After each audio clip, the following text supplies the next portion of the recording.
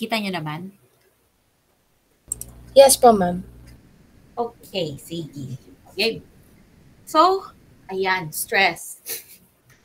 Lahat tayo, stress na sa buhay. So this refers to the consequence of the failure of an organism, human or animal, to respond appropriately to emotional or physical threats, whether actual or imagined. So, hindi lang tao ang nai-stress, pati yung mga animals, pati yung mga bukang animals. Lahat yan nasa stress. Bakit? This is because they have to respond to an emotional or physical threat.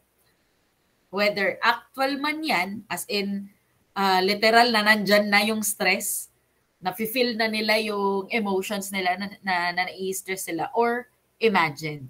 So it is a form of the Middle English word distress, derived via Old French from the Latin stringere. Tama ba yung pronunciation ko? Basta yan. Which means to draw tight. So the term was first employed in a biological context by the endocrinologist Hans Selye in the 1930s. It can be thought of as any event that strains or exceeds an individual's ability to cope. Kasi 'di ba, in every situation that we are faced, we usually are able to cope with it. For example, hindi ka nakapag-quiz. So, ang coping mechanism mo siguro ay baka malungkot ka or baka mag-stress eating ka or makikiusap ka sa teacher mo na kung pwede bang mag-quiz ka pa. So, yun. May iba-iba tayong paraan ng pag-cope, may iba-iba tayong uri ng pag-react doon. But we are considered stressed out kapag yung event na yon, kapag yung circumstance na yon ay nag-exceed nga sa kakayahan natin na mag-cope. Ayun. So what is stressor? So stressor is anything, whether it's physical or psychological, that produces stress na negative or positive. Ma'am, may positive stress? Meron. For example, ito na. There are two types of stress, positive and negative. Positive is called eustress and negative is distress. So, alam na natin kung ano yung negative na stress kapag mayroong isang pangyayari na hindi natin gusto at kailangan we have to deal with it. And it is positive stress if it is something na maganda naman ang kalalabasan. Medyo nahirapan ka lang sa pagkakataon na yon. Yun, positive stress. For example, you're trying to put up a business. O, stressful yon. Ang daming, lalo kung gagawin mong legit na business, di ba? Ang daming documents, ang daming permits na kailangan. Pero, kumbaga, positive stress yon kasi alam mo na may, na worth it yung stress mo doon, yung pagod mo doon sa pagpe-prepare para doon sa goal mo. So, that can be considered positive stress. There are 3 stages of stress. Una, alarm. Malalaman mo pa lang yung circumstance, yung pangyayari. The next is resistance, na susubukan mong susubukan mong pumiglas doon sa circumstance na yon. Susubukan mong hindi mag-deal with that kind of stress. And the last stage would be exhaustion. Stress na ako. Kapag napagod ka na.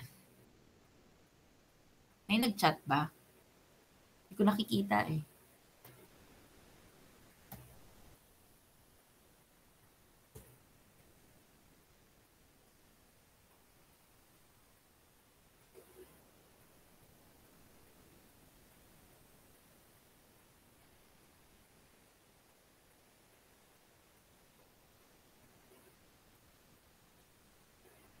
Yan. Nakikita niyo na? Yes po. Yes, ma'am. Okay, mag-chat no. Hindi ko nakikita. Naka-laptop lang ako eh. Mag-unmute na lang kayo.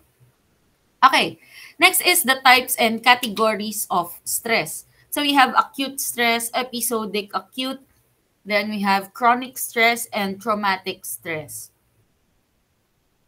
Um, Acute stress usually, yan yung usual na stress na nararamdaman natin kapag nalilate tayo. Stress na ako, mahuli na naman ako sa klase. Yung mga ganon, hindi naman siya ganon kabigat na bagay. Then, episodic acute, this is, episodic nga siya eh. So, mga madalas na lang nangyayari. Kumbaga, may schedule na yung stress na to. Pero, it's still acute. Hindi naman siya malala. Then, chronic stress, this is something serious. Something serious that we have to deal with. And traumatic stress, well, from the term itself, trauma. So, may pinaghuhugutan ka talaga dito because you don't feel at ease with a certain situation. Kung meron na sigurong nabiktima sa inyo ng snatching, sabihin natin, kung meron na sigurong nabiktima sa inyo ng snatching, baka takot na kayong, medyo natotrauma na kayong mag-cellphone habang nasa public transport. Yung mga ganun, medyo may trauma na kayo. Yun, yung mga ganung bagay, somehow stressful sa inyo. Or, for example, may nalunod. So, takot nang mag-swimming. Yung mga ganun, those are traumatic stress. Okay. Then, we have types of short-term stress. We have acute time, that's very maikli lang ang panahon na-stress ka. And brief naturalistic stress. So, yung usual time lang naman. It's not that long and it's not shorter than acute time.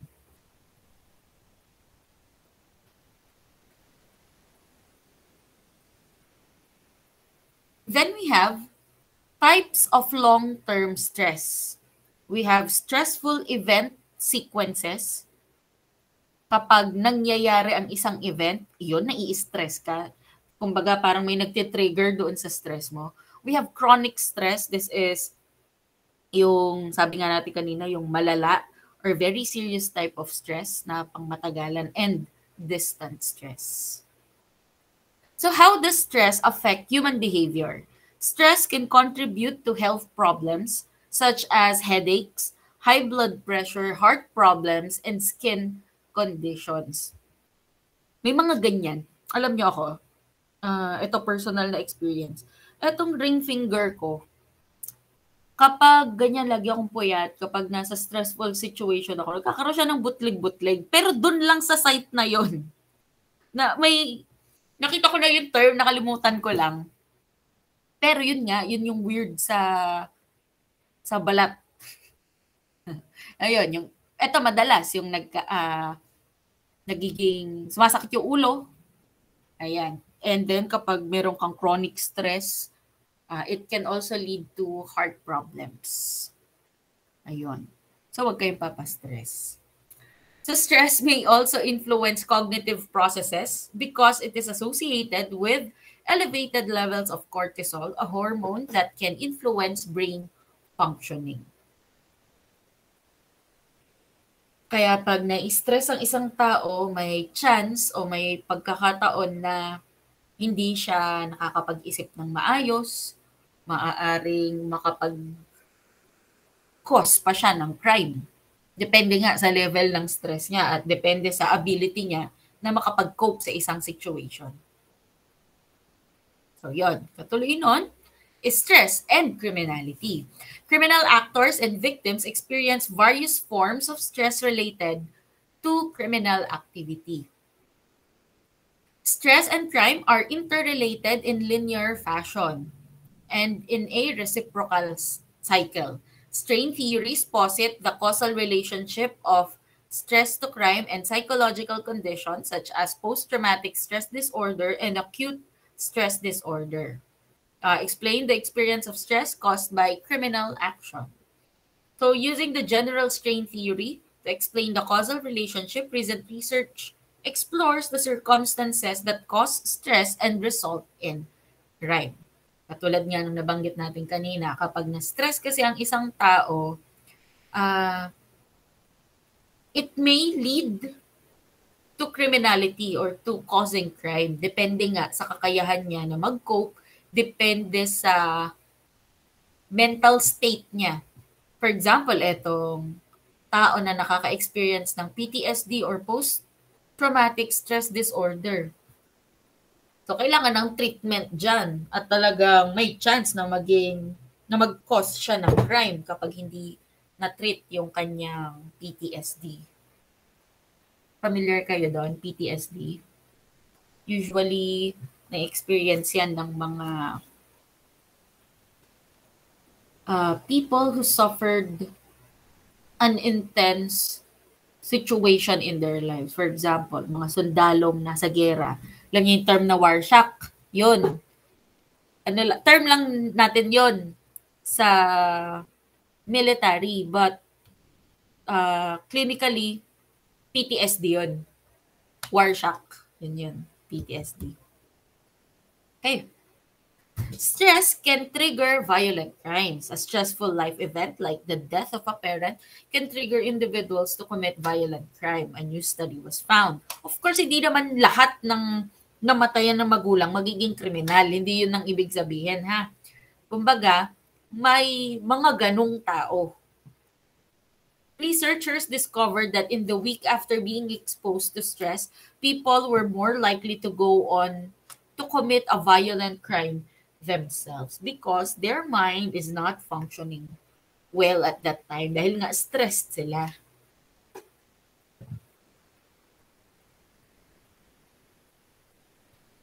According to research, pervasive stress on a societal scale also correlates with higher crime, including homicide, aggravated assault, rape, and robbery, and contributes to the outbreak of war, terrorism, and other social violence. According to prevailing theories in the field of conflict management, the first stage in the emergence of war is mounting stress, political, ethnic, and religious tensions. Such social stress, if unchecked, erupts as violent conflict of war.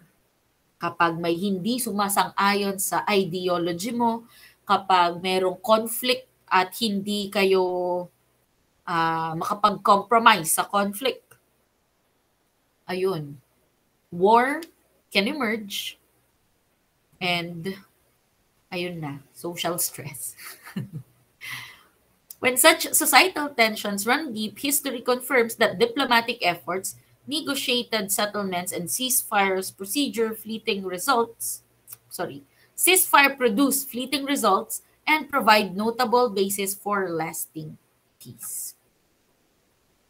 Okay, so that's it for stress. Now we move on to frustration. So frustration is a negative emotional state which occurs when one is prevented from reaching a goal.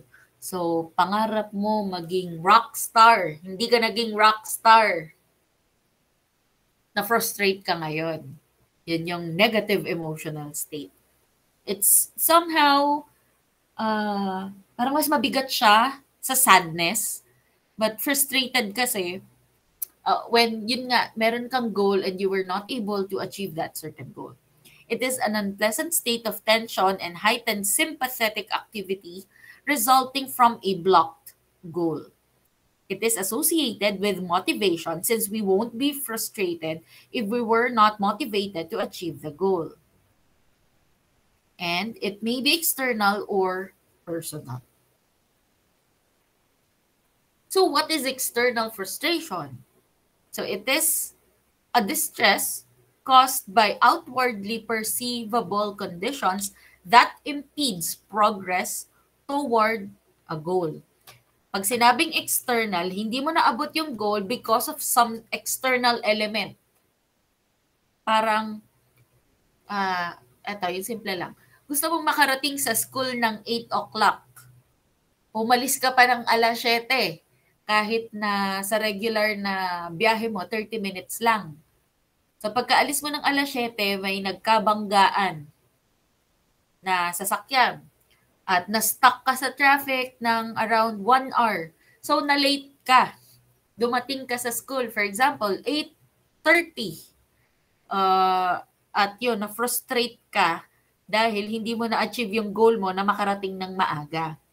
So, that is external frustration because the cause of the stress was perceivable. Nakikita mo naman eh. Alam mo yung nangyari. Kaya ka na late kasi nga may nagkabanggaan. Whether ikaw man ang nag-cause nun or hindi, but that is external frustration. Okay. On the other hand, internal or personal frustration is a distress caused by the individual's inner characteristic that impedes progress toward a goal. Kumbaga dito, ang may problem ay yung sarili mo. Nafo-frustrate ka sa sarili mo dahil sa, sabihin na natin, may hindi ka kayang gawin para ma-reach mo yung goal mo. Yun. So, kumbaga, this is a personal battle. This is a battle with yourself kapag internal or personal frustration. So, saan galing ang frustration? So, the resources of frustration are as follows. Physical obstacles such as drought, typhoons, flat tire, or whatever that prevents a person from doing his plans or for fulfilling his wishes.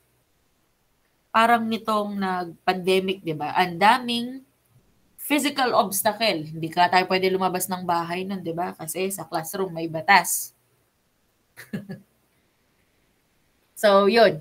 Yung inability natin para makalabas is a physical obstacle. Then the other one is social circumstances, such as obstacles through the restrictions imposed by other people and customs and laws of social being. For example, you're a girl and you want to marry another girl, or you're a boy and you want to marry another boy.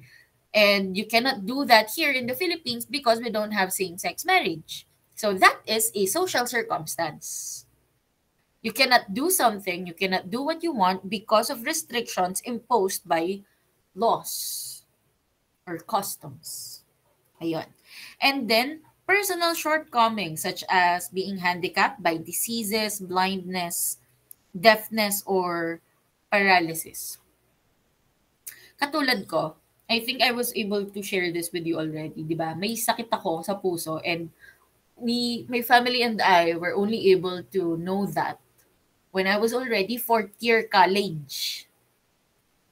So, yung plan ko, yung plan A, B, C, D, E, F ko na pumasok sa service, military or any of the tri-bureau, but I wasn't able to achieve that goal because of my personal shortcoming. It may not be my fault kasi hindi ko naman ginusto, 'di ba? Hindi ko naman pinlano na magkasakit sa puso. But yun nga, I was handicapped by this disease. So it's a personal shortcoming and I was frustrated that time. Ngayon hindi na. Siyempre. Andyan na kayo eh, 'di ba? Okay. Okay. Number 4, conflicts between motives, such as wanting to leave college for a year to try painting, but also wanting to please one's parents by remaining in school. So, this is somehow a dilemma. Sinabi ko si dilemma, you have 2 goals and you cannot, and it's hard to pursue both things at the same time. Or yun na nga, hindi posible na gawin mo yun. Gusto mong makagraduate agad o gusto mong matapos na yung assignment mo. Kaso ang ganda nung bagong palabas sa Netflix, hindi mo pigilan yung sarili mo. So, hindi mo alam kung anong uunahin mo. So, something like that. Conflicts between motives. Okay. Question, is anger a source of frustration? So, there is a saying, frustration begets anger and anger begets aggression. Direct anger and aggression is expressed toward the object perceived as the cause of the frustration. If a machine does not work, You might hit it or kick it. If someone gets in your way, you could verbally threaten them or push them aside. If the source of the frustration is too powerful or threatening for direct aggression, displaced aggression is often used. Sa kapag hindi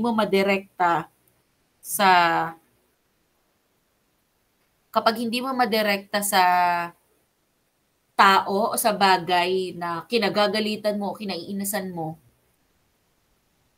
ang ginagawa mo, naghahanap ka ng ibang bagay kung saan pwede mong i-redirect yung galit mo na yun. An angry person often acts without thinking. Think of that. Ang taong galit, hindi daw nag-iisip. The person has given in to the frustration and they have given up restraint. Kumbaga, hindi na nila kinontrol yung sarili nila. Anger can be a healthy response if it motivates us to positive action, but all too often, the actions we engage in when angry are destructive. So, depende kung makabubuti o makasasama sa atin yung ating galit.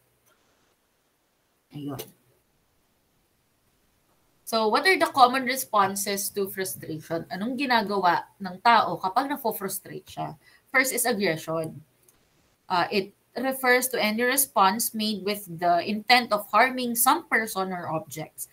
The intentional infliction may be a physical or psychological harm. And then we have displaced aggression. It refers to the redirecting of aggression to a target other than the actual source of one's frustration. Yun na nga nabanggit natin, displaced. Binigay mo sa iba yung galit mo. Imbis na magalit ka kay Juan de la Cruz, nagalit ka sa kapatid niya kasi mas kaya mo yun. Ganun.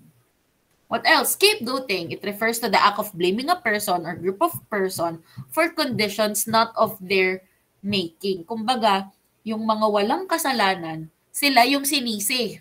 That is scapegoating. For example, kaya ako bumagsak sa subject ni Ma'am Leslie kasi hindi niyo ako tinulungan mag-aral eh. May classmate akong ganyan. Although graduate na kami nun. Nabalitaan lang namin, kinuwento na lang sa akin. Sabi, nagwala daw yung classmate ko na yun. Sabi, parang kasalanan daw namin na mga naging kaklase niya kung bakit hindi siya makapasok sa PNP. Kasi hindi daw namin siya tinutulungan. O diba? Yun, scapegoating. Kumbaga, siya yung may problema pero sasabihin niya kasalanan ng iba. Kasalanan daw namin. Ayun, scapegoating. And then escape. It is the act of reducing discomfort by leaving frustrating situations or by psychologically withdrawing from them, such as apathy or illegal drug use. So, imbes na harapin niya yung problema niya, yung kinagagalit niya, ang ginagawa niya, tumatakas siya. Kunwari, wala siyang pakialam or yun na, magda-drugs. Kasi nga, ayaw niyang he doesn't want to deal with the situation. And he'd rather